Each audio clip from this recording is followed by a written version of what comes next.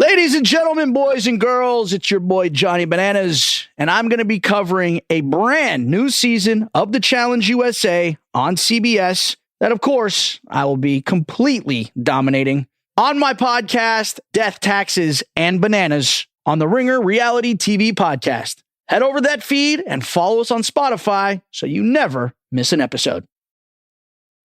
This episode is brought to you by Anytime Fitness. We may talk a whole lot about sports, but when it comes to keeping fit ourselves, there's definitely room for improvement. I hit this point early July. I was just like, I am not in good enough shape. I started trying to walk at least 15,000 steps a day or hiking or just anything to keep my legs moving. Now it's the end of 2023. I feel great. I had a physical 3 weeks ago and the guy was like, you're doing great. You're doing better than you were 3 years ago. I felt great. Whatever your goals are, progress is possible thanks to Anytime Fitness. Get a personalized plan and support from an expert coach anytime, anywhere.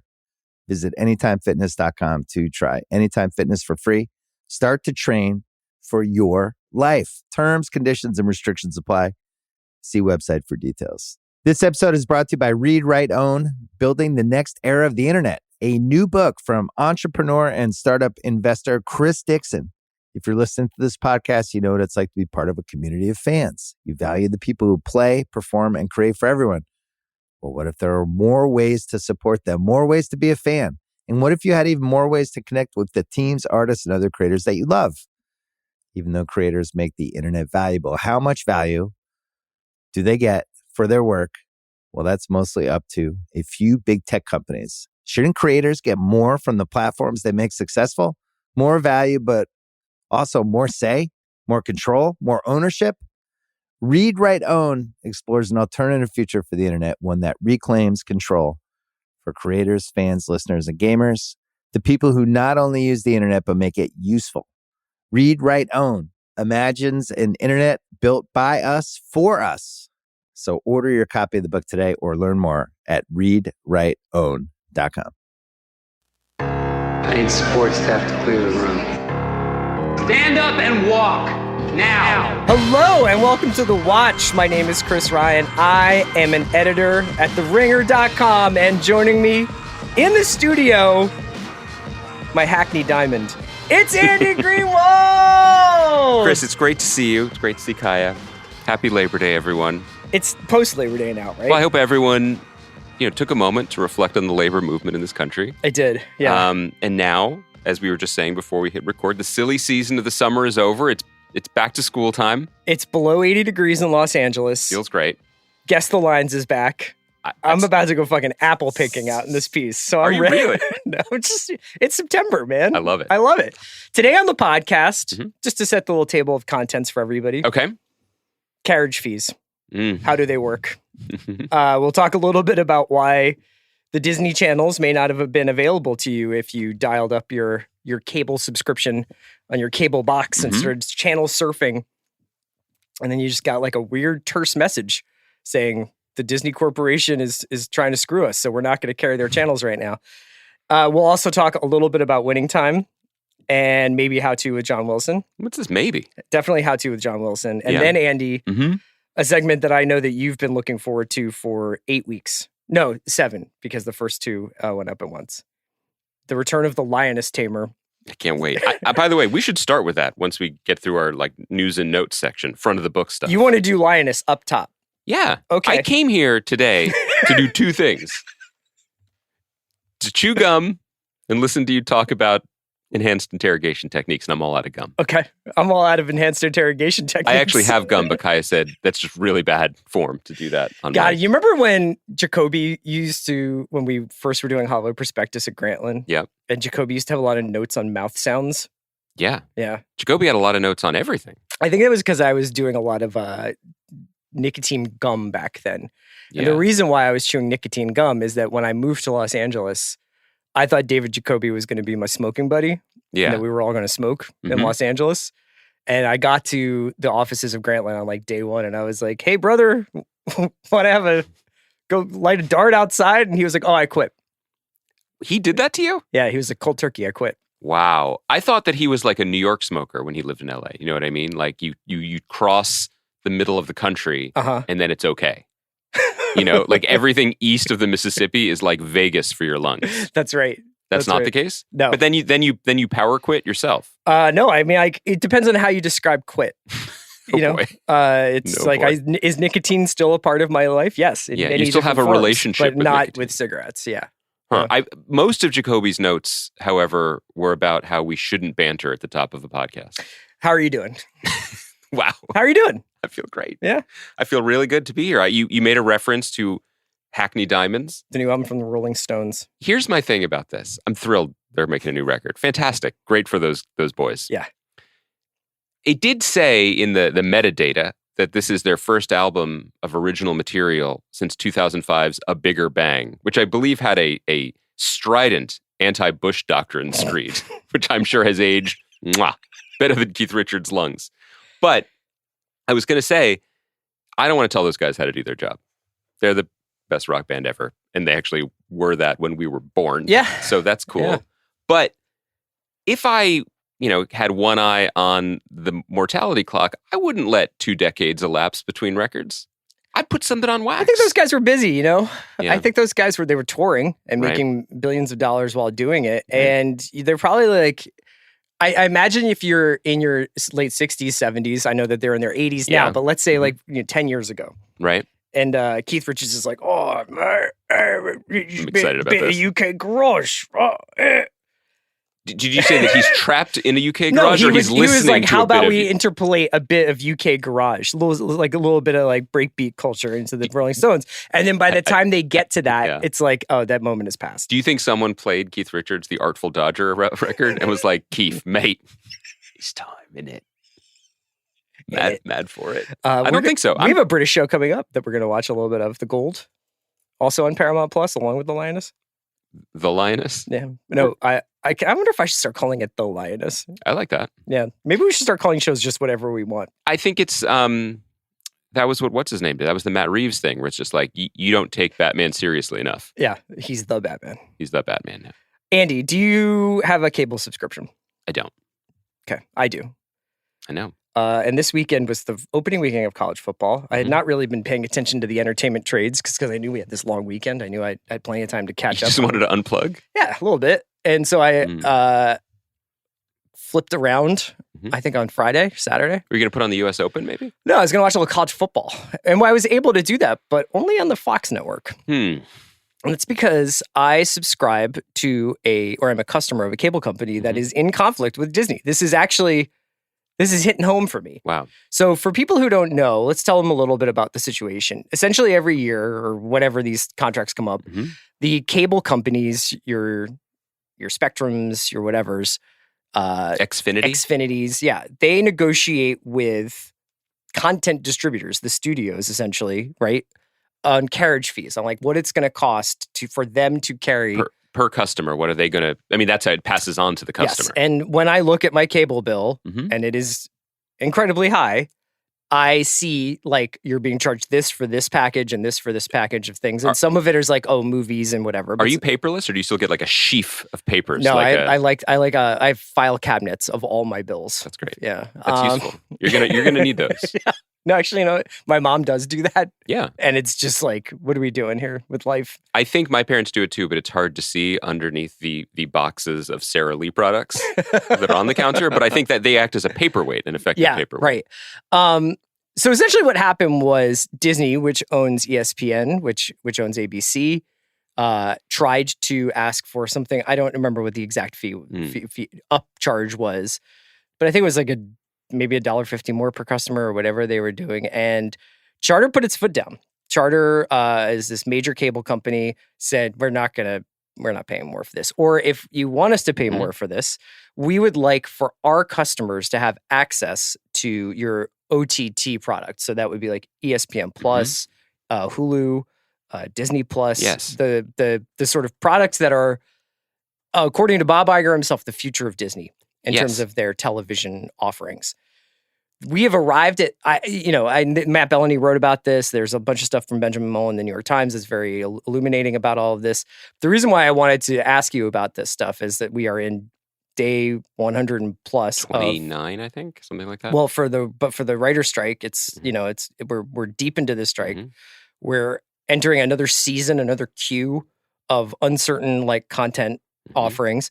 And then on the flip side of this, we have this moment where on the precipice of college football season and with NFL starting on Thursday and ESPN and ABC being like a major NFL offering, NFL distributor, a major cable network is just like, we can't do this anymore. Not unless you want to offer us a backdoor.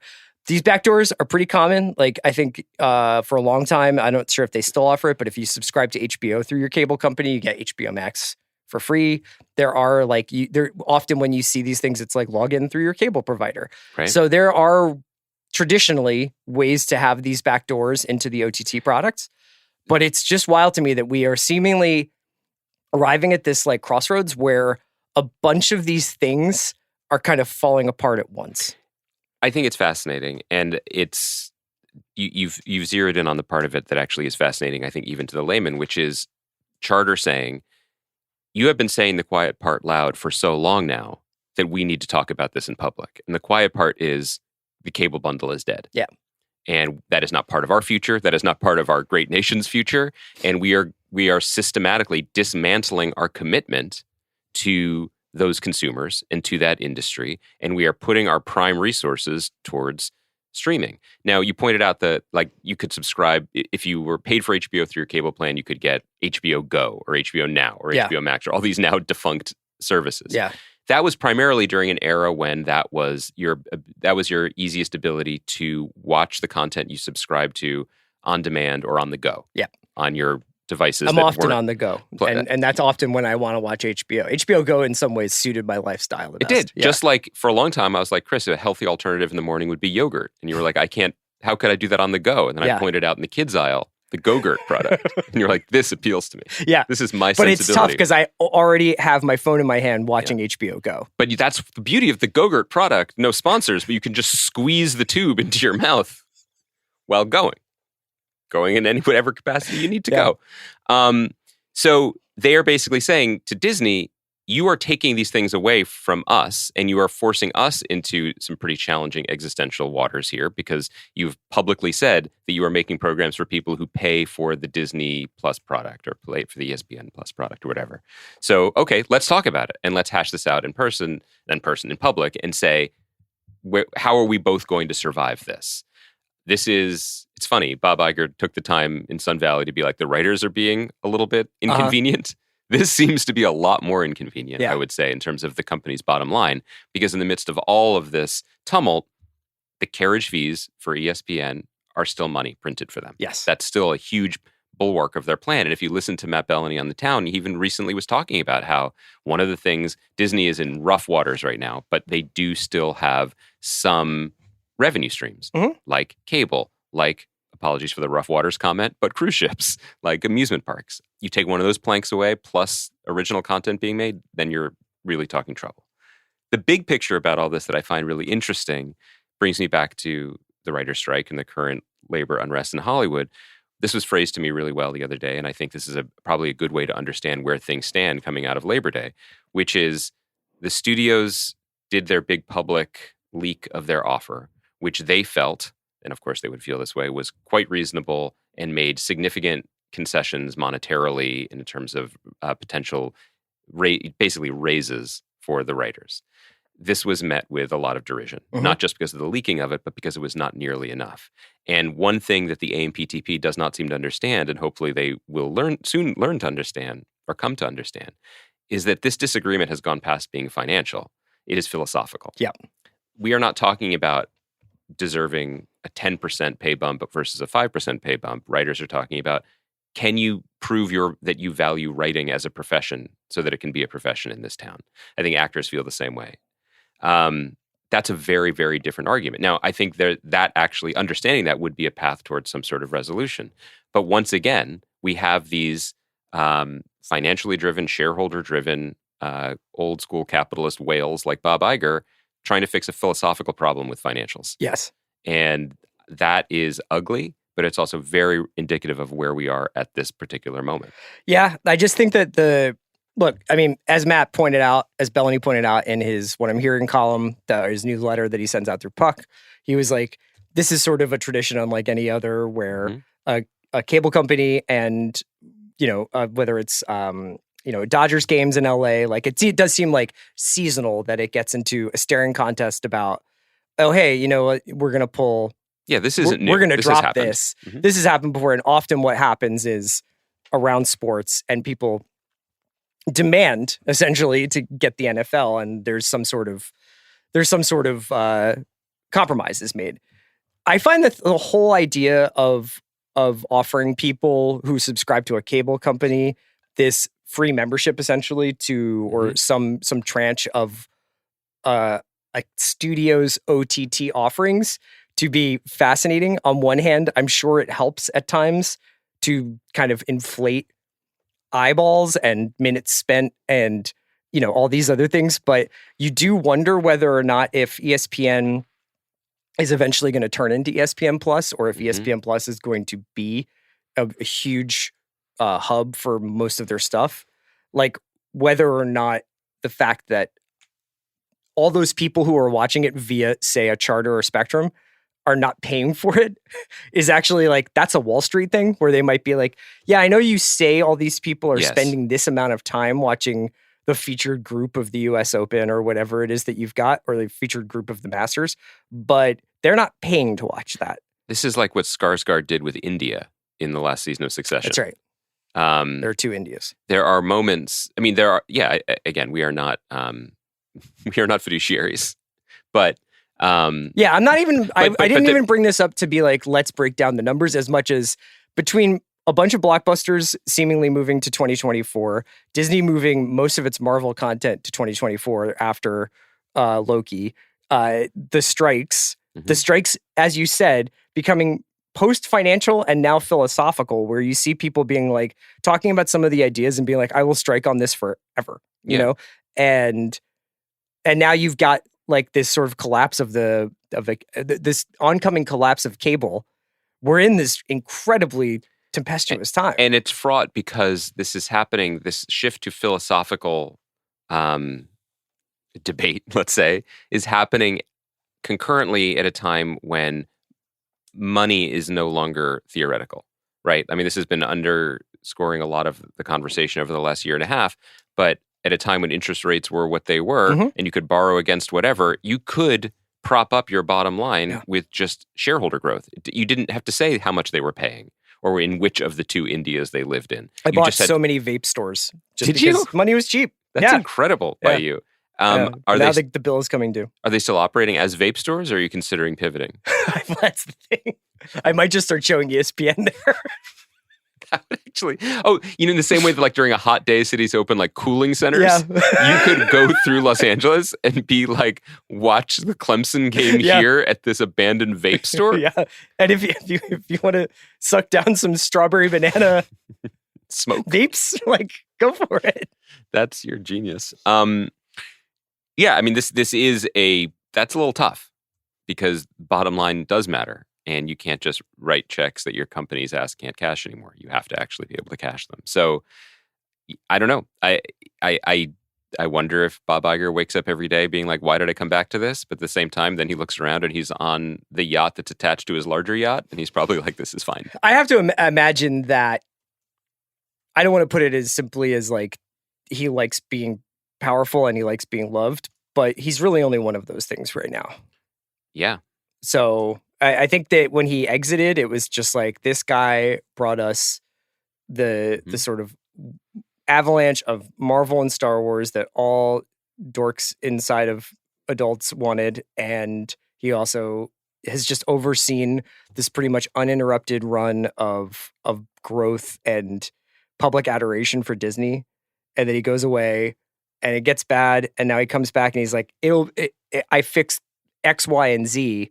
And this is going to be great. And we're back in theaters and we have Disney Plus, and I'm going to oversee, Indiana Jones is coming back. We're building off that Eternals momentum. And it just seems like, I wonder if when's the last time that guy's had like a good day at work? He's interesting as a case study because as far as I know, he's the only example we have in American life of someone just clinging to power too long. Yeah. I mean, most people are just like, it's like, why would I make Hackney Diamonds when I could just coast off, Yeah. Like what more do I have to accomplish as the leader of my party in the Senate. You know what I mean? It's hard to imagine. But yeah, it's also, look, the bill always comes due for this stuff. And, when Iger left, and he was like, look at all the things I acquired at a time when it seemed like expansion and acquisition was the future, and they were positioning themselves to have the biggest larder for the upcoming content wars. Everybody was thrilled. Mm-hmm. Now you're digging into it, and now the only thing that I hear about, like, for example, the Fox acquisition, is what a genius Rupert Murdoch was to sell, and what a dummy Iger was to let Universal bid the price up so it became prohibitively expensive, but he had to do it anyway. Yeah. Now, this is always, the takes of the moment are always going to shift, but he did have a strange opportunity, perhaps a unique opportunity, to just be like, look what I did. Now you clean it up. Yeah. Yeah, it's very, very, very messy. And I guess probably the best way to just put a button on the conversation is, for as much as we've talked about the strike and as much as the strike has dominated some of the coverage of entertainment, unless you are a huge late night TV fan or something, you still haven't really felt the impact of it. That is going to begin this week when there's no fall TV season. Sure. Right? Yeah. If you are a cable subscriber and suddenly you can't watch sports this weekend, the strike it's is literally the only reason I have cable is to watch sports. Yeah. Like without any oh, my internet's down or something like that.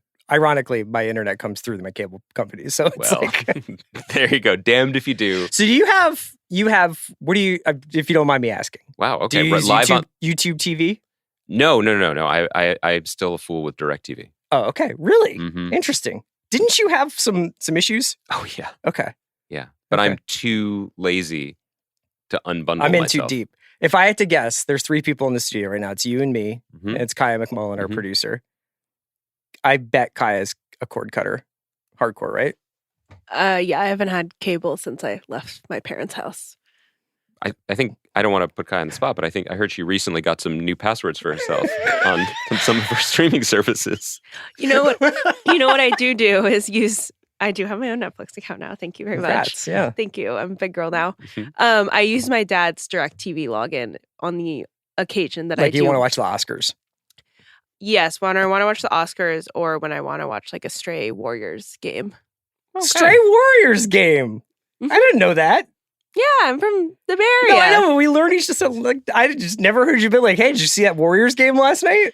Well, I mean, I don't have a lot to add when I watch NBA games. No, but this is how people this is how we become friends, is just by saying like, hey, did you see the game last night? This is the biggest You're pretty Chris's good. smile. We've been working with Kaya for like 3.5 Do years. the thing, 4 was years. it, what were you talking about Yeah. a couple days ago where you were like, I love like when someone, what was the thing where it's like, hey, did you see the Knicks? And your friend's like, what are you going to do with this team? Oh no, it's my great friend Giancarlo, who's a brilliant composer of my show and worked on many other things, 30 Rock, etc.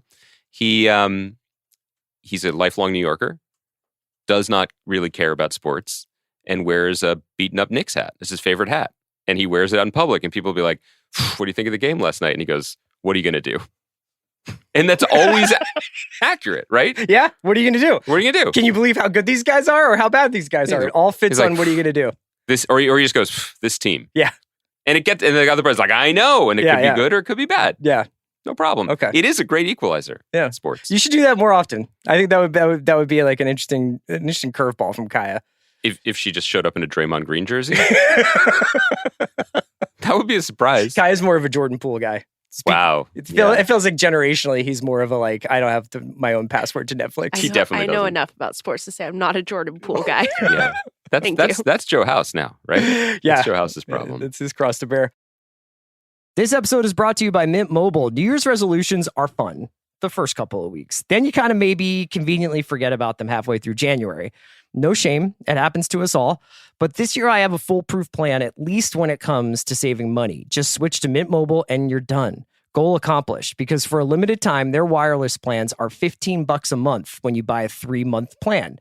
The great thing about Mint Mobile is there's no jaw-dropping monthly bills or unexpected overages, and all plans come with unlimited talk and text.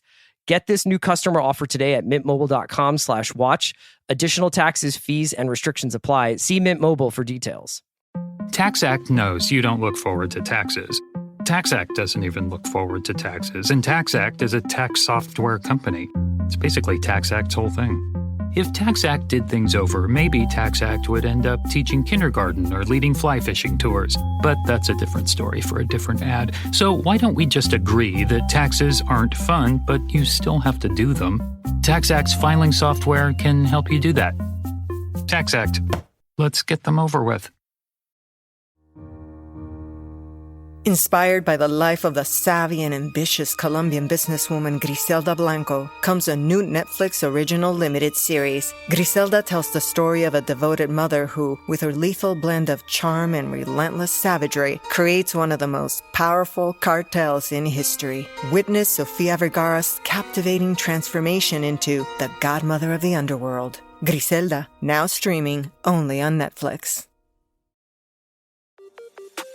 Love the way you look this wedding season at Men's Warehouse. With a range of sizes from extra small to big and tall. Explore top styles at prices for any budget, including designer suit and tux rentals starting at just $159. With over 600 locations, in-store consultations, and easy online booking, there's a reason why couples choose Men's Warehouse to find their perfect fit.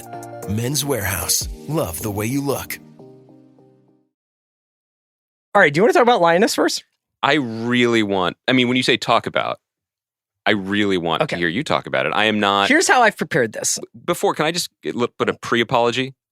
Because I feel like last week, there's a couple things you really wanted to do. Like, you're an easygoing guy. Mm-hmm. You know, you get the nicotine in you, you're fine. You're fine for, 60 to 90 minutes. You last longer than that. I don't know. You really wanted to talk about Ferrari. The trailer for Ferrari, yeah. And I couldn't get there with you, and I feel bad about that. That's okay. I think that we all have, it's okay to have different tastes. And I think on our podcast, because you and I were just best buds, like we try to be there for each other. Yeah. If one of us is not watching a show, we're just probably not going to talk about it very much. Not too much. As drops of God. It's not like you don't do your thing. You know what I mean? And I do my thing. You mean when we're not recording? This is just going to be a little bit of an experiment to see how interesting of a conversation we can have about a show you haven't watched, okay? And what I've done for everybody is I've prepared a quick recap of the season you missed. Oh, wow. Some of these are just notes to myself, so they might not be like, I'm not trying to say like this is a total synopsis. If you have not seen Lioness, I would stop listening and just know that as of right now, Lioness is probably in my top 10 shows of the year. I just want to clarify for people if they haven't clicked off yet. Should they stop listening forever? No, they should come back to this episode because we'll be talking about winning time and how to as well. I realize I should have gotten in front of this with the holiday weekend looming. If I had known you were going to do like a deep investigative dive on the season, I was hoping you could do it in the style of Seymour Hersh. You know what I mean? Like reporting. You mean have one anonymous source who tells me everything I want to know? All the bad things that happen, yeah. No, I don't have that. Do you think it would be useful for you to know what happened on this season? Is that not what you're going to be covering? No, I have that, and then I also have some observations. I really want to know, observations. Genuinely and sincerely, as your friend and as someone who's just devoted to content, I want to know why you love the show so much. Okay, I'll tell you. I'll just skip to that. No, do the thing. No. It's not like I have like a stand-up routine based on this. I was going to give you the highlights of what happened. And are you going to include the highlights on the field of combat and the home front? Yeah, well, that's one of the things that makes this show pretty interesting. The conflict exists in both the war spaces. At home. Wow. I've never seen that done in a show. Okay, so spoiler alert. Cue the Lion King music.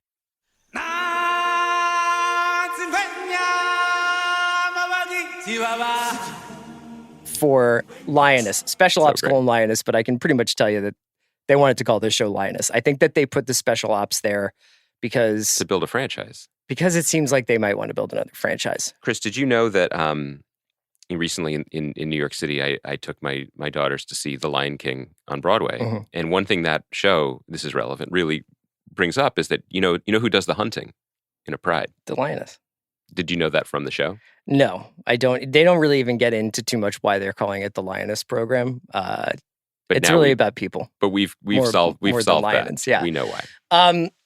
So Andy, you watched the first episode. I did. So you know about the setup. You know about Cruz Manuelos, who's our sort of not really our protagonist because that's Joe, played by Zoe Saldana, but like this sort of person left behind by the world. It's kind of like marginalized by her relationships in life, by her family life, by her access to opportunities in the world. And she finds her calling when she crashes through the glass door of a Marine recruiting station on the run from an abusive partner.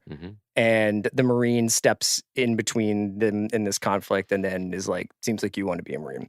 And she does. And she becomes a Marine and she excels at it. That's how you came to be the owner of a chain of vape stores.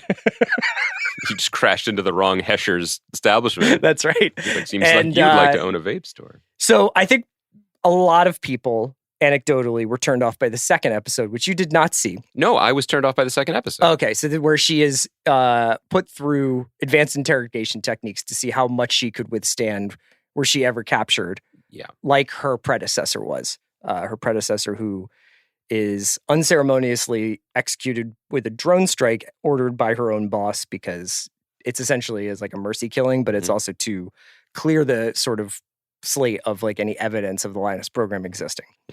It's helpful to sort of, if you can get past this second episode, which I admit is tough to take. It reminded me a lot of the infamous fourth episode of Kingstown, which I think I mentioned to you, which is about like Jeremy Renner essentially orchestrating the murder of a meth dealer. Taylor Sheridan is just... by pitting multiple prison gangs on this guy. He's just built different. Yeah, it really is crazy when you have to say these things out loud to people. As the season goes on, though, essentially you get the idea of like who Cruz's target is going to be, who is this financier for terrorist organizations.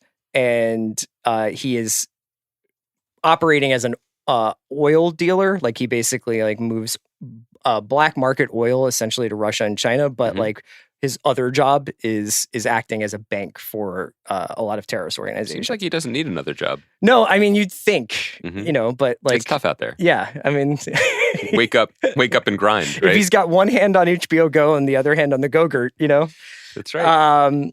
And so as the season progresses, the way that Cruz sort of gets close or attempts to get close to this financier is through his daughter, Alia, who is getting married in some future episode.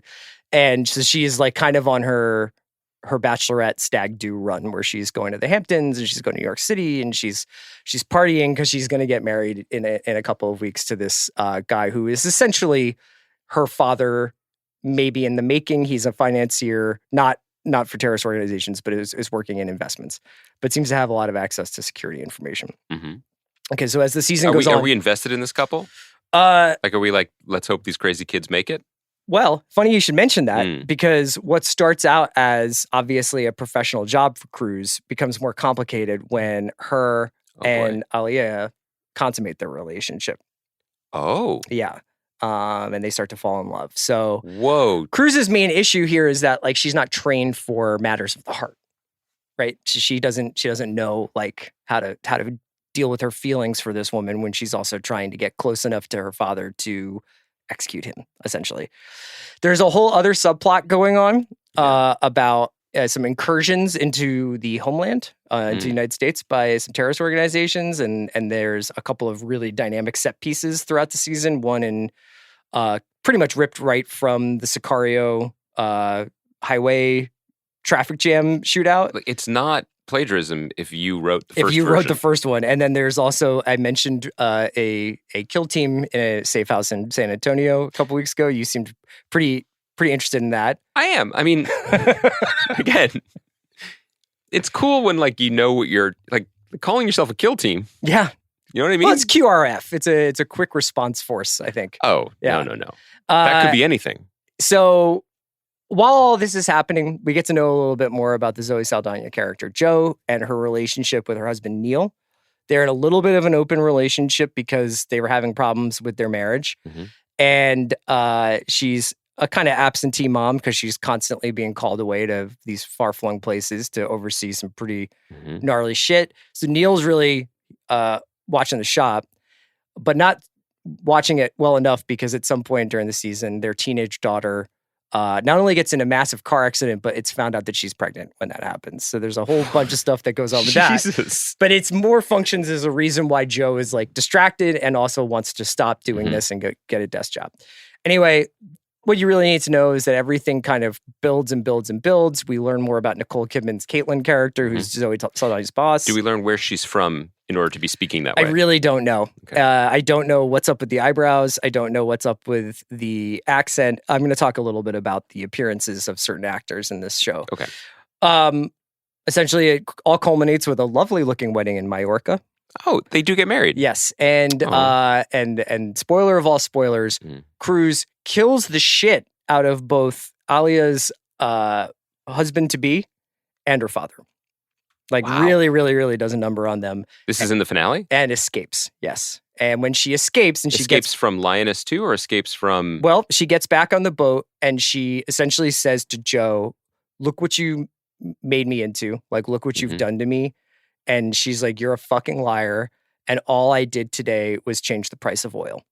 Like, the whole idea is essentially this is like a completely hollow exercise, and that like has nothing to do with like protecting people or patriotism. Was this in response to How to Blow Up a Pipeline? Do you think they exist in the same? I don't think so. So this kind of leads me to my first point about what makes this show pretty interesting to me. Was the kill team invited to the wedding?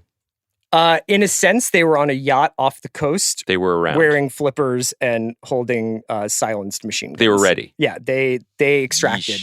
Okay. All right, sorry, please. So I would say that one of the most interesting things about this show is that on surface, you could probably say, oh, what a fucking piece of imperialistic, jingoistic, like nonsense and propaganda. I think it actually is not anti-war, which is what you might respond to or what someone might respond to in it. It certainly romanticizes and, for lack of a better term, lionizes, especially the special operations part of the military. I think it has a pretty low opinion of American foreign policy and American government. And that is actually something that's pretty consistent with if you wind up in YouTube rabbit holes watching like Navy SEALs talk on podcasts. Yeah. They're very much like, what we do is very special and we're like new gladiators, but like the government itself is a bunch of fucking nimrods. Yeah. It's don't hate the players, hate the game. Exactly. So that gets articulated through the show pretty interestingly. And I think that's the politics of Sicaria too. Oh yeah. I mean, I love that movie. I am not anti Taylor Sheridan's kill team shenanigans. Yeah. The thing that you really, so I mean, because of the military stuff and the way that they handle it and the kind of attitude they have about it, you know, John Hillcoat directed like four of this 8 episodes. Like, this thing looks great, and the action set pieces are actually, I'd put them up against a lot of like 75% of the stuff you might see in movies these days in terms of like, you saw that first episode, it looked amazing. Opening strike, like it's pretty incredible stuff. There is something to the way that Taylor does these shows that I want to try and unpack with you, even though I know you are not like a subscriber to his brand. I'm a Charter subscriber, unfortunately. I've lost all access to, not Charter in the sense of first, but like that's my cable company. Taylor Sheridan is not Aristotle. Right. For as much action as there is in his shows, I do not think that the action defines the characters. Like, you know, the idea that action is character or character is action or whatever it is. It's like, his characters are constantly telling you who they are, what they believe in, and what they are going to do. And in that sense, he is like he is like a pure TV writer. Like he really does understand the storytelling economy of television, where he is not letting you kind of wonder, what's this person in it for? Right. Why is this person doing this? They're like, they walk into a room and they fucking say what they're doing and why they're doing it. That can be a little reductive, and maybe it doesn't allow much for the imagination of the audience, but it certainly works when you are trying to move through scenes quickly.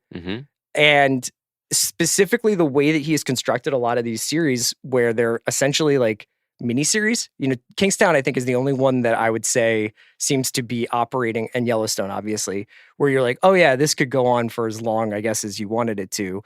Like, he really does like drive your attention. He really grabs your attention over the course of these sort of like, I don't know, like 6, 7 to 8 episode series. I mean, I think 1883 was the best example of this, where it was like, oh, like anything can happen in this. It's really like all bets are off when it comes to what I'm used to in these kinds of shit. And we've heard enough anecdotes to suggest that there really might be some truth to the fact that the powers that be at Paramount were as in the dark as anyone else about the future of 1883. They were like, well, we have it blocked out that you'll be shooting season 2 here. And he was like, did you not read the scripts? Yeah, right. Like right. The conventional thinking, people expect something more conventional. Yes. And I will be interested to see, they did not end Lioness in any way where it would be like, they ended Lioness in a way where it could very easily be a second season of this specific story. Or because they have called it Special Ops Lioness, there could be another story set in this world, perhaps tangentially like related to it. Maybe some of the characters that we see a lot in the Situation Room. I mentioned Morgan Freeman. I mentioned Michael Kelly and Bruce McGill and Jennifer Ellie and like all these people who are kind of in the Washington, D.C. side of this world.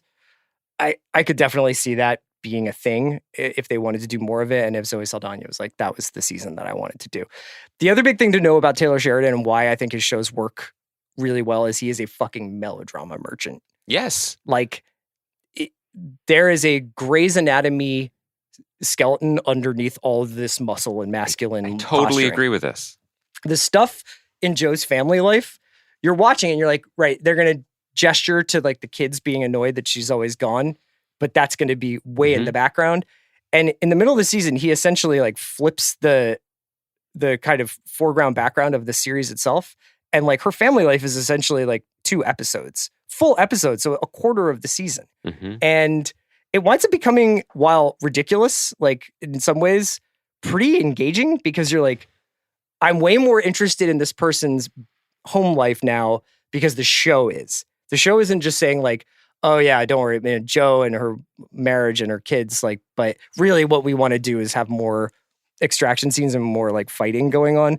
They actually do completely like turn the axis of the show around. I do think it's fascinating. I think it's one of the keys to Taylor Sheridan's enormous popularity and also why he may just be one of one, not just his ability to crank out endless scripts that he seems to possess, but his, like, you can't really hide who you are, your sensibilities in TV, and especially when you're making this much TV. And he has such a, frankly, bizarre combination of CBS and cinema. You know, I can't think of anyone else like that because when we talk about the ways he's pushing the genre forward, I mean, some of them are in terms of clearly budgets or the extremity of what he wants to do in some of these shows to some of his characters and the unpredictability of it. 1883 being the prime example, and I'm sorry that we're spoiling it for people, but there will not be an 1884, as guaranteed by the end of 1883.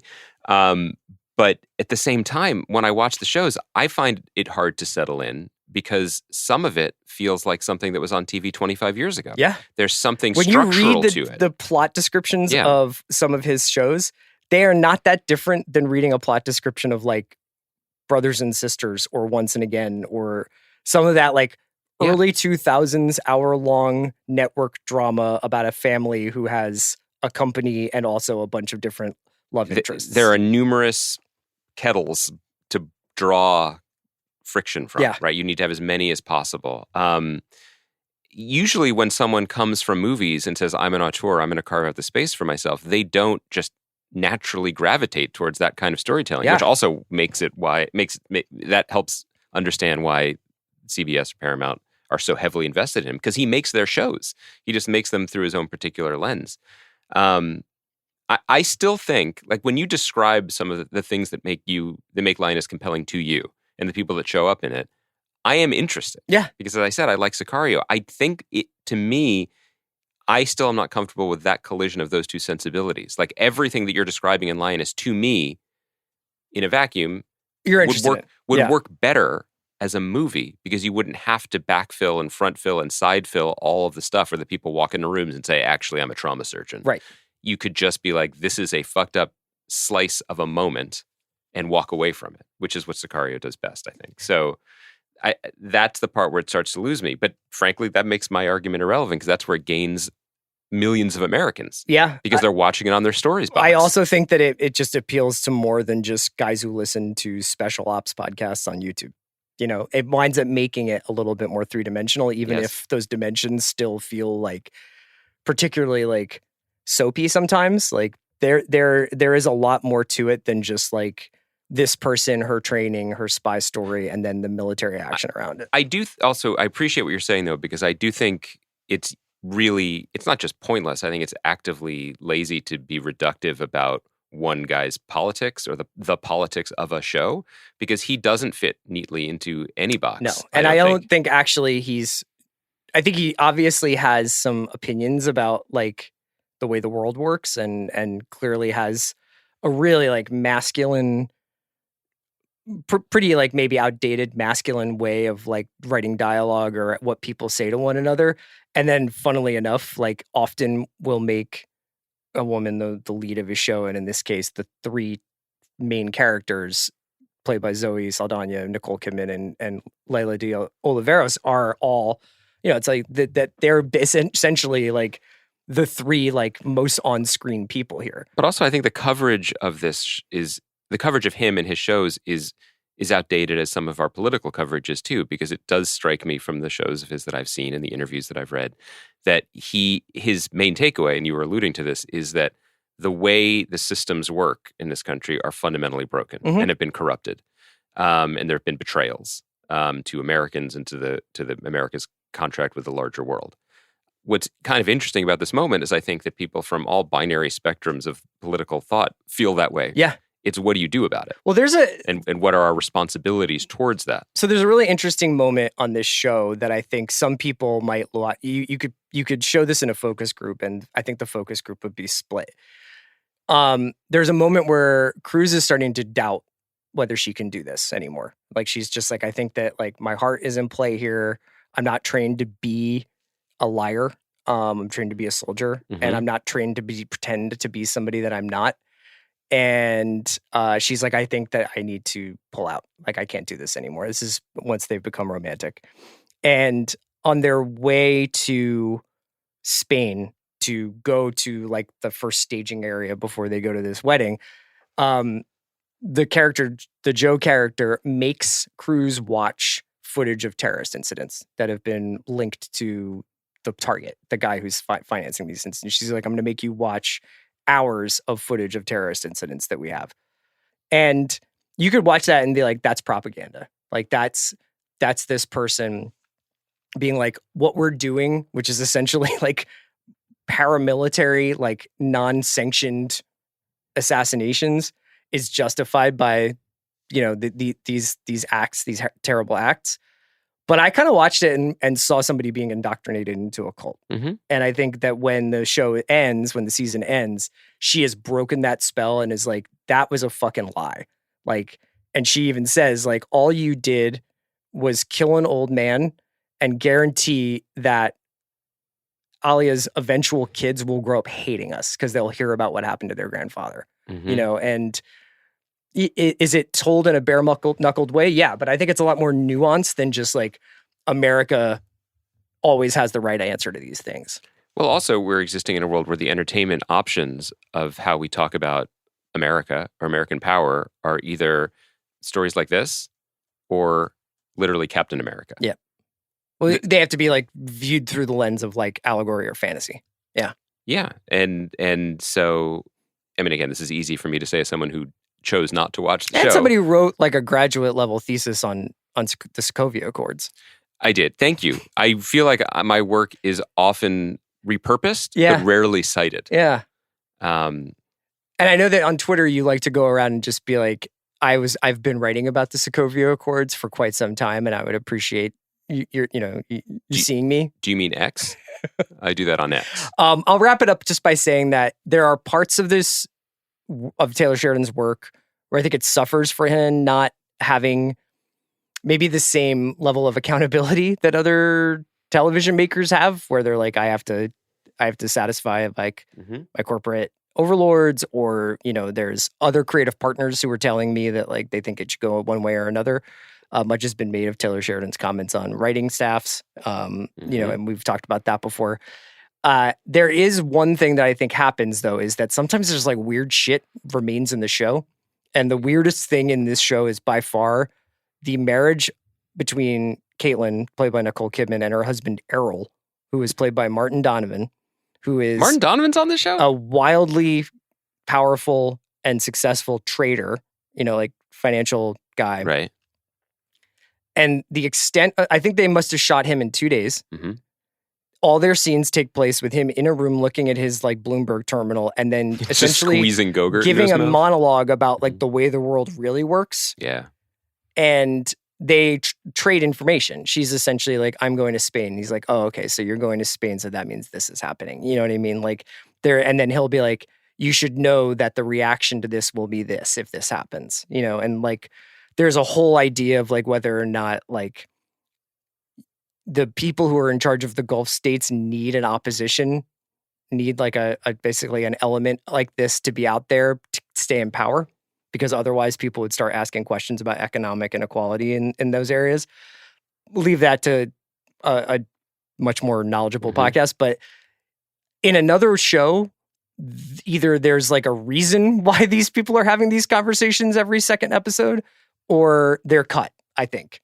Right? Like, I just don't know what other show you have these like kind of a Greek chorus about the state of the world that has no dramatic impact on the rest of the series. Well, that's what I meant also when I was like, you can't really hide when you're producing this much content, you know? Like, sure. It runs counter to what we normally think of as artistic or auteurish, but like he has the runway to just do weird shit, to leave those things in. And you know, to hear you talk about it, like this is a much more interesting television project that should be considered, you know, when if we get a future and people are like, well, in this era, this is what was going on. This is more interesting in a way than Winning Time, other than the existence of Winning Time. Is just like, no, please, let's look backwards. Please, stop looking at the moment. Yeah. This weird collision between reasonable skepticism and outright paranoia.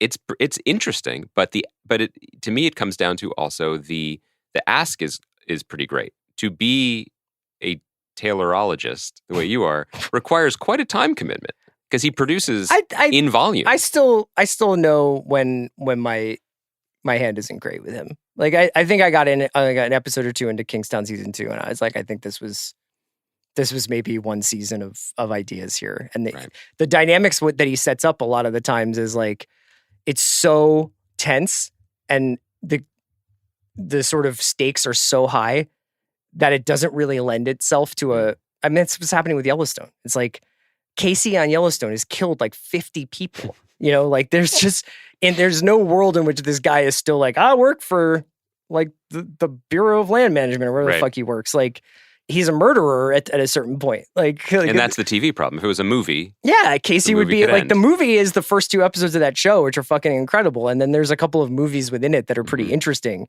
But to have it be going into season 5B or whatever it is, and going possibly, well, it's going to end apparently on 5B and then turn into something else. But yeah, the Taylor thing, it requires a commitment. I was not a fan of 1923, and I was not a fan of Tulsa King. So it's not like I'm just like blank check for Taylor for my time. Can I just small digression? Yeah. We're talking about movies.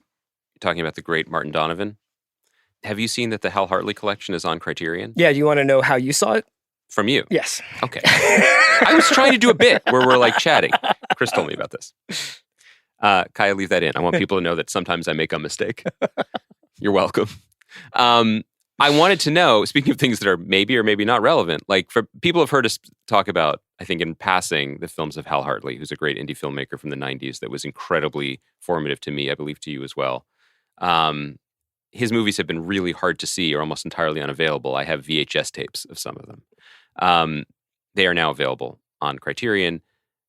We're not getting a lot of content, as much content in the next few months. Yeah. Could we check a couple out and talk about them? Absolutely. Could we do a Hartley pod? Of course we can. Because I'm curious. We've talked about this too in other contexts. I am interested. I don't know if this will result in interesting podcasting, but I would be really interested to see things that meant so much to me at a young age, and see whether the magic is still there, whether I can see, or even, I don't know. I mean, we could see if Kaya can borrow her dad's Criterion login, and maybe she would want to watch one to see if these movies have any spark. Yeah. Okay. So anyway, they're up there now. My favorite was always Simple Men, but Unbelievable Truth, Unbelievable Truth, Trust, Amateur. Yeah. We'll circle back to those. Yeah, absolutely. I would love to do that. That actually is like the Martin Donovan part just leads me to like the last point I would make is that he is now kind of doing one of Oh, he's one of the lead actors in all of Hal Hartley's movies. Yes, I didn't actually say that part you, out loud. You will Sorry. recognize Martin Donovan, very busy character actor, is in a lot of streaming TV. What Taylor's doing right now, where he is often minting new stars, and I would say I was familiar with Di Oliveira's work from a horror movie that I really liked called In the Tall Grass that's on Netflix. This is like star making for her. She's incredible in this. The physical stuff she has to go through and the physical aspect of her performance is unbelievable. He's also good at finding new roles for people that you're really familiar with. So like Dave Annabelle, who was in Yellowstone briefly and has been on TV. Brothers and Sisters was his big thing. But like he plays Neil, the surgeon who's married to Joe, and it seems like a nothing part until it's not. And to see him in this context is really cool. And then, look, man, I don't know what the paycheck is. I don't know if it's just the material. I've remarked upon how I don't understand how there's just this show and Nicole Kidman and Zoe Saldana and Morgan Freeman and Jennifer Ellie and Michael Kelly and Bruce McGill are in the Situation Room together. But we get what we get. And somehow he's got Helen Mirren and Harrison Ford to be in a show. He got Sylvester Stallone to be in a show. He got Sam Elliott. And, like he is writing these parts that are very attractive to actors, to big actors. And it's pretty cool. Like I could not tell you, other than the EP credit, like why Nicole Kidman is in this show. It is not a big part. It's not a part that has a lot of like meat on the bones, unless maybe next season they get into like who Caitlin is. She kills it. She's really weird. Like it's a weird performance, but shout out to her. I guess it diversifies her portfolio, but she's like doing the thing. She's basically Chris Cooper in Bourne Identity in this show. Do you think she's getting like backroom Jerry Buss deals? Like, does she have points on the Paw Patrol package now? Yes, right. That like within the larger Paramount company, there's a certain every level of time horse trading. ridiculousness is on MTV, she gets $1. Yeah. One thing that I do think can't be overstated is that Sheridan was an actor. Yeah. Actors know how to talk to actors. Yeah. And make compelling cases for them and write towards the things that they want to spend their time doing. Yeah. That all matters. Martin Donovan gets a speech in this last episode where you're like, oh, that's why Martin Donovan did this. Aside from the fact that Martin Donovan probably likes to work. And he gets to pay his actor. Like there is the normal, much like the Lioness program, there is a special discretionary fund inside of Paramount that is for Taylor's cast. I would just say Zoe Saldana, fan of hers. Yeah, she's really good. Huge fucking fan of hers. She's got that dog in her. Great performance on this show. And the last thing I was just say is like, he's very crafty about whether or not these things are going to have legs to be a different show next season and a more of the same. Like, I do not understand the economics or the time management of being Taylor Sheridan and writing every episode of Lioness and every episode of Yellowstone and all these things and having like his own imprint on this stuff. But he is also pretty savvy when it comes to creating a universe, a storytelling universe around his personal interests, around his creative interests. I have, before we segue out of the Taylor verse, two small things. One, a strong Jacoby note that I'm hearing in my head, even though he's definitely not listening right now, is it was pretty wild for us to say like, only Taylor Sheridan fans listen to the next 16 minutes of the podcast. And then you sat here and listened? No. And then in the middle of the Taylor Sheridan part, talk about the films of Hal Hartley. Thus guaranteeing that any Hal Hartley fans of The Watch will have no idea that we're talking about this. Although you're reaching across the aisle. And for my absolute debased Lioness heads, they're now like, all right. That was like when AOC and Matt Gaetz co-sponsored legislation. Is that what that was like for me? Did that happen? It did. The one about how people in Congress shouldn't own stock. Oh. They shouldn't own stocks. Yeah. AOC because she believes that it's a conflict of interest, and Matt Gaetz because he's not legally allowed to own stock anymore. A checking account? Yeah.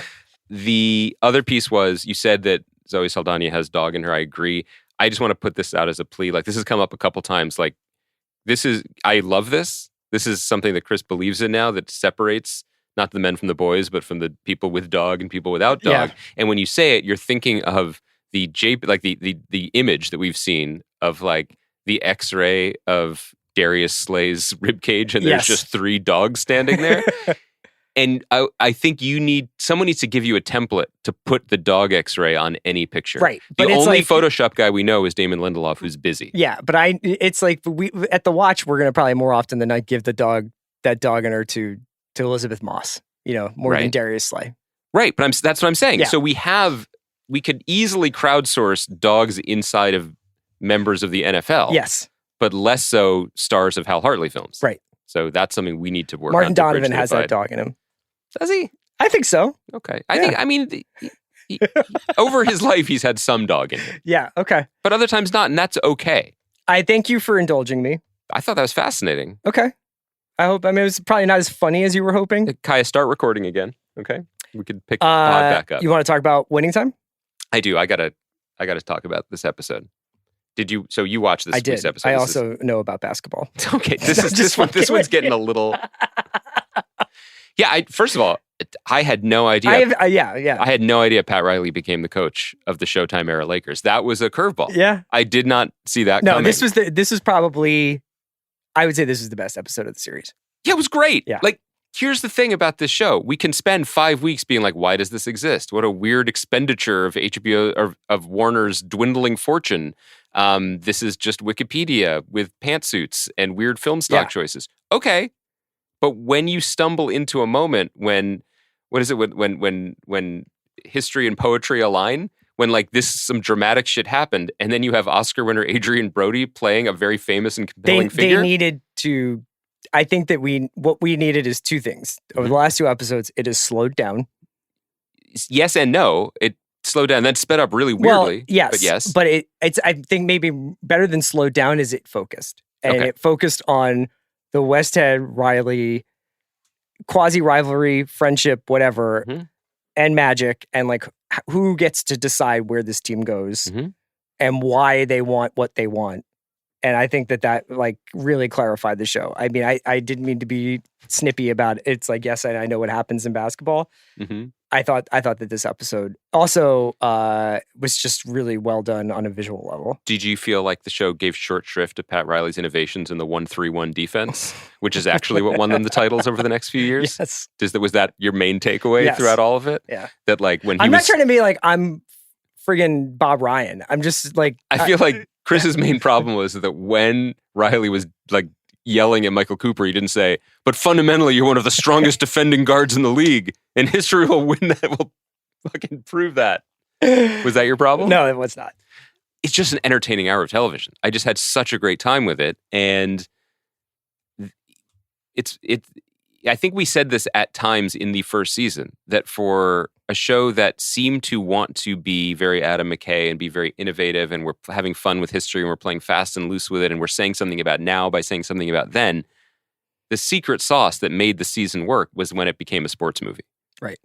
And then whether you know about sports like Chris does, or know about sports but doesn't talk about it on mic like me. Right. Right.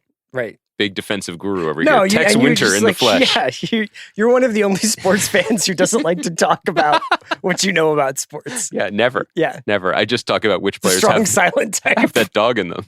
That's my way to Yeah. relate to it. This was just a sports movie. Yeah. And Brody's so good in this part. And that scene in the locker room was awesome. Yeah. It was great. I really enjoyed it. And also, this is one of Jason Segel's best performances. I'm glad it's over though.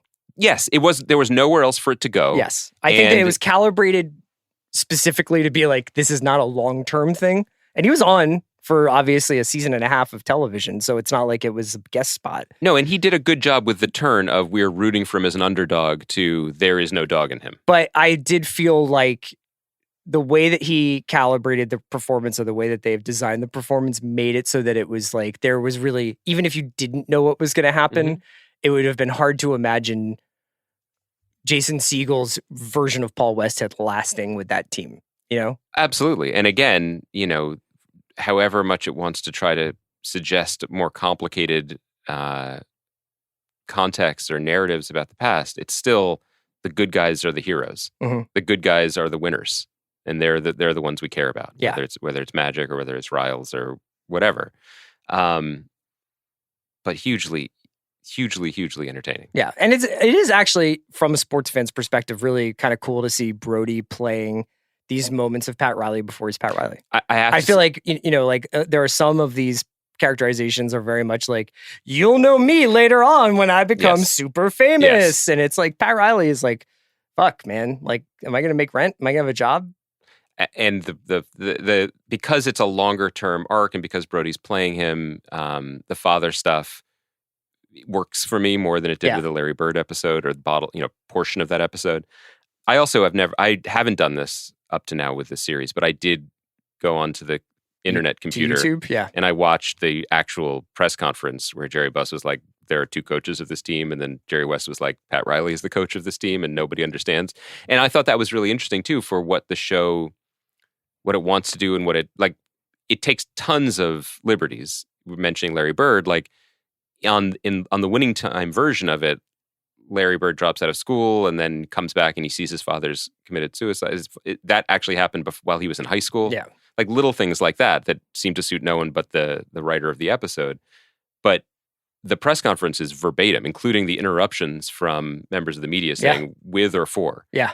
Like they just showed it to them and they just did it. I wish there was more stuff like that. Yeah. In some ways, Watching the video, I recommend it. It's really interesting. And then also in that whatever YouTube clip I saw, there was a follow-up with Pat Riley, who is wearing that weird brown sweater and does not seem like the Riley that we know.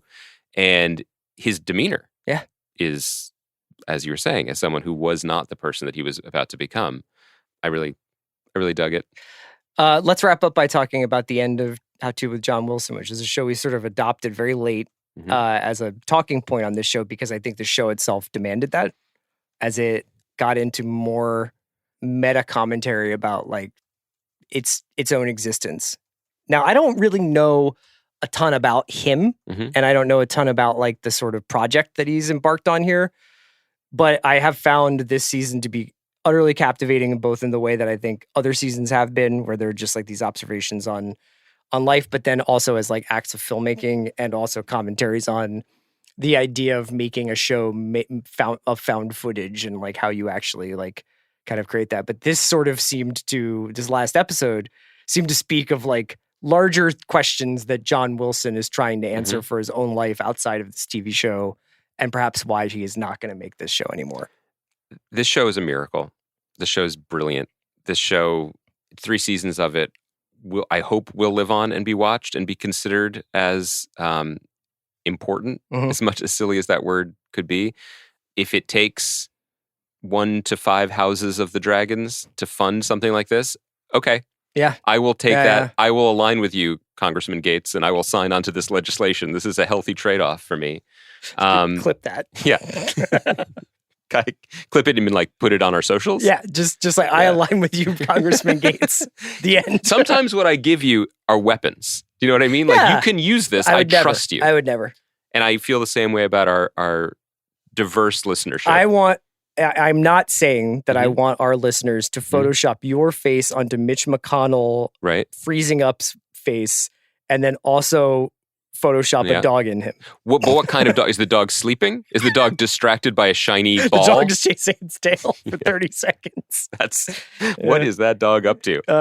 Not enough. I think the show is just totally unique and really beautiful. And, I've seen people write about the end of the show focusing on the prominence of the importance of New York in it. And this is such a love letter to New York. And it absolutely is. And with all the found footage of just the insane things that one sees just by walking on a normal block in New York at any time of year, it captures that better than anything else I've ever seen. Yeah, it's funny you say love letter, and I know what you mean, but I also think it's just accurate. It's just like when he films like coming out of a bodega in New York and then almost getting hit by an SUV and 3 people weirdly standing on the sidewalk. I'm like, that is exactly how it feels. Or when he goes to like Maspeth to like check on his package and there's just a guy in a box being like, nope. That's living in New York. I did that once. I can't remember. It wasn't Maspeth, but it was somewhere like at the end of the A. And they were like, yeah, we don't have your package. And this was before you could like check. Was the guy... because it was just like the tag that got left for me was like your package. We couldn't deliver it. So now it's at the facility. And I was just like, well, I guess I'm going to be on the subway for 2.5 Was the package hours. a month shipment of nicotine lozenges? No, and it was the probably, guy at the honestly, office like a promo CD. Oh, I thought his mouth was full of lozenges. He was like, nope. I'm going to be good for 60 to 600 hours. Is that a better timeline? No. What I meant to say was, though, it is the New York part matters, but the curiosity and the empathy towards humanity on this show is staggering, just as a project. Just the way people reveal themselves in ways big and small, and the way that everyone he meets has an idiosyncrasy or a story or a passion that is so important to them that could be, I do think he handles delicately. And we're talking specifically about this finale when like he starts with, a FedEx package and ends up at with literally an organ delivery service, and then in Arizona with a cryonics company, at a convention for people. One of the guys at the cryonics convention is like, shows him his spreadsheets of hundreds, if not thousands of hours of cataloging every action ever taken on every episode of The Bachelor. Yeah. Do I have feelings about that as a use of time? I guess I do. I think John Wilson does too. I think he's like, but he does. But there's a delicacy to it where he frames a question and then he walks away. I don't think he's making fun of him because everyone on the show, himself included, is just a roiling collection of foibles, right? Like it's just everybody is the way they are for a reason, and he films them in their spaces that they've chosen, and that they are comfortable in. And sometimes they look like the house of that guy who ends the series almost with a really startling confession about what he's done to himself. It's a staggering portrait of just people. Yeah. It's funny and it's sad and it's so weird. And I am sad that it's over, even though clearly like this is a guy who has his obsessions and his passions and he cannot turn off his camera. So there will be more. He did say, thank you for watching my movies, which was also an interesting way. Yeah, I think he thinks of himself as like, these are like the films that I'm making, and they're being cataloged or categorized as like a series on HBO that's kind of a comedy. And it's like, there are funny parts about them, but there's also like, you just never know where they're going to go and the connections that he's going to make in his head. Do you think this is useless because, he's a younger than us guy. I'm sure he has other plans of things that he wants to do. Yeah, I think he's directing the second season of Lioness, if you're wondering where he goes next. Oh, I would fucking love that. Was he inspired by our comparison of Lioness to the films of Hal Hartley in the 90s? If he heard that part, I think he heard that part. I just mean, clearly what his talent is, and with his team of collaborators too. I mean, what the last episode was about was that this isn't just some magical good fortune that he stumbles upon everything, but he just pulls threads, and you could see one of these threads turning into a larger thing. But I wonder if we will look back and be like, boy, we were so lucky to have this abundance of a show where we essentially got 18 movies by this guy who now makes one movie every 5 years. Yeah, I was watching this on Max, and also on Max are a lot of the episodes of various shows of Anthony Bourdain. So like, because of the CNN deal, he's over there. And it made me think a lot about people who become basically, you rarely see John Wilson in How To with John Wilson. In some sense, you see his reflection, but it's inimitably him because he's narrating almost every single frame of this series, and his particular way of speaking and his particular way of thinking is imprinted on the entire project. And obviously, like, Anthony Bourdain, the public figure who was in those shows and did certain things in those shows where it's like, I come here and I drink a weird moonshine and have 40 pounds of barbecue and go to a weird museum and meet the most important person I've ever met. And then, we go on to the next week. It became who he was in some ways, or it started to take over a little bit, like the public persona started to take over the personal man. And I wonder whether or not that's like in some ways similar for Wilson, where it's like the version of me refracted through this show is so totally me that the me that I am is not there anymore or something. I mean, I'm not trying to like armchair psycho and analyze him. I'm fascinated by his decision to stop doing this. Well, but I think that it goes back to what we were saying before. So he's observing a guy who wants to be immortal, but spends his living time cataloging The Bachelor gestures on The Bachelor. And my guess is, and we've never spoken to John Wilson, though I'd love to, is that he feels more in common with that guy. Yeah, because then it's followed up by it's like unremarked upon shot of a hotel pool where one man is playing with his child in an inflatable raft and is completely locked in and focused on this person, this child. And another guy is like holding like a 16-ounce can of beer and wandering around the pool. And Wilson says like, maybe you just get to a point in your life where you want your life to not be about you anymore. But I think that the unique thing about his life as lived in the public lens for the last 3 years since the show premiered was that up until the HBO show premiered, and we saw some of this evidence in episodes in the first season, he was doing this anyway. Yeah. He was just filming stuff and cataloging it, and that was the weird thing he did. Like people watch The Bachelor, or I was about to reach into my grab bag of dozens of other unique weirdos we've met on the show, and there's so many that I can't grab a single one. But that was him. But then it became public that that's what he did. I think it became his identity. It became successful. Likes to goon cap while he keeps getting interrupted by work texts. That's your hero. That guy. What kind of dog does that guy have in him? I don't know. What a masterpiece this show was. What an absolute treat. And if there is a small segment of people who listen to us talk about things they don't watch, consider this honestly. We tried to thread the needle here. No, but this is a gift too, because this show, it's not serialized really. It's not answering any questions. It's not tied to any cultural moment. But if you find yourself with a spare 30 minutes every other night for a couple weeks, watch this show. Yeah. I was going to say it's not going anywhere, but you never know in this streaming economy. Sometimes my wife would walk into the room while I would watch the show and she would be like, is there a cat on this show? You didn't tell me that. And I was like, it's not really like that. It was in the window. Yeah. He has a cat. Yeah. So she didn't watch this? No. Did she know what goon capping is? No, she doesn't. Should we call her live on air and explain? I think she'd be thrilled to be a part of it. Thanks to Kaya McMullen for producing a content-heavy episode of The Watch. That makes it an outlier. We interrogated a lot of stuff. I think we get to the bottom of the economic model of television, the worldview of Taylor Sheridan, our dedication to accuracy in sports history. I think the biggest question coming out of this is, does Kaya think Chris Paul is going to work on the Warriors? Do you feel like they're going to be able to move past the attempt to bridge the generations? Do they trade Kuminga for veteran help? Or do you still believe in Kuminga and Moody and their ability to be the bridge to the next? Bridge to the future. Yeah. Yeah, and what happens if the Team USA loses the World Cup? Does that diminish Steve Kerr's standing, not only in the NBA, but in the global world order? The global marketplace of ideas? Yeah. Well, Steve Kerr is an internationalist himself. I don't know if you know this, Chris. I do know that. I know a lot about basketball, so I know that he grew up a little bit in the Middle East. His father, do you know that his father was a diplomat? I do. But you never talk about that. You know that. You're such a modest man. Thanks for listening to The Watch. Steve Kerr is Lioness and the NBA combined in one man. What do you think? Res Dogs for Thursday? Okay. What's on your plate this week? What do you want to watch?